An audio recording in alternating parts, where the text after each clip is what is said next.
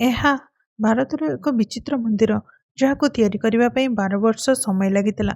ହଜାରେ କାରିଗର, 1200 ଶ୍ରମିକ ମିଶି ଏହାକୁ ନିର୍ମାଣ କରିଥିଲେ। ପଥର ଉପରେ ପଥର, ବର୍ଷ ପରେ ବର୍ଷ ଏବଂ ପୁଣି ଏକ ଆକ୍ରମଣକାରୀ ଆସିଥିଲା, ସବୁ ଧ୍ୱଂସ କରି ଚାଲିଗଲା। ଏହା ହେଉଛି ଆମ ଓଡ଼ିଶାର କୋଣାର୍କ ସୂର୍ଯ୍ୟ ମନ୍ଦିର। କାହାଣୀ ଆରମ୍ଭ ହୁଏ ଶାମ୍ବଙ୍କଠାରୁ।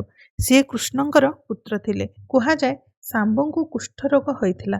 ନାରଦ ମୁନି ତାଙ୍କୁ ଆରୋଗ୍ୟ ହେବା ପାଇଁ ସୂର୍ଯ୍ୟଦେବଙ୍କର ତପସ୍ୟା କରିବା ପାଇଁ କହିଥିଲେ। ଶାମ୍ବ 12 ବର୍ଷ ତପସ୍ୟା କରିଥିଲେ ଏବଂ ସୂର୍ଯ୍ୟଦେବ ପ୍ରସନ୍ନ ହେଲେ। ଶାମ୍ବଙ୍କର କୁଷ୍ଠରୋଗ ଭଲ ହୋଇଯାଇଥିଲା। ତାପରେ ଶାମ୍ବ ସେହିଠାରେ ଏକ ସୂର୍ଯ୍ୟ ମନ୍ଦିରର ନିର୍ମାଣ କରାଇଥିଲେ। ବହୁ ବର୍ଷ ପରେ ରାଜା ନରସିଂହ ଦେବ ସେହି ମନ୍ଦିରର ପୁନରୁଦ୍ଧାର କାର୍ଯ୍ୟ କରି ଭବ୍ୟ ରୂପ ଦେଇଥିଲେ।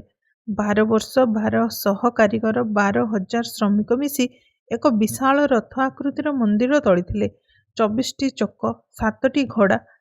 କୁହାଯାଏ ମନ୍ଦିରର ଶିଖରରେ ଏକ ବିଶାଳ ଚୁମ୍ବକ ଥିଲା, ଯାହାଦ୍ୱାରା ମୁଖ୍ୟ ମୂର୍ତ୍ତି ପବନରେ ଝୁଲି ରହୁଥିଲା। ସମୁଦ୍ରରେ ଯାଉଥିବା ଜାହାଜମାନଙ୍କର ମାର୍ଗ ମଧ୍ୟ ଏହାଦ୍ୱାରା ବଦଳି ଯାଉଥିଲା। ପରନ୍ତୁ 12 ବର୍ଷର ପରିଶ୍ରମ ଅଳ୍ପ ସମୟରେ ହିଁ ନଷ୍ଟ ହୋଇଗଲା। କିଛି ସମୟ ପରେ ଏକ ଆକ୍ରମଣକାରୀ କଳାପାହାଡ଼ ଆକ୍ରମଣ କରିଥିଲା। ସିଏ ଓଡ଼ିଶାର ବହୁ ମନ୍ଦିର ଉପରେ ଆକ୍ରମଣ କରିଥିଲା। ମୂର୍ତ୍ତି ଓ ମନ୍ଦିର ଭଙ୍ଗାଗଲା। ତଥାପି ଆଜି ମଧ୍ୟ ଆମ କୋଣାର୍କ ମନ୍ଦିର ଆମ ଓଡ଼ିଶାର ଶୋଭାବର୍ଦ୍ଧନ କରିଚାଲିଛି।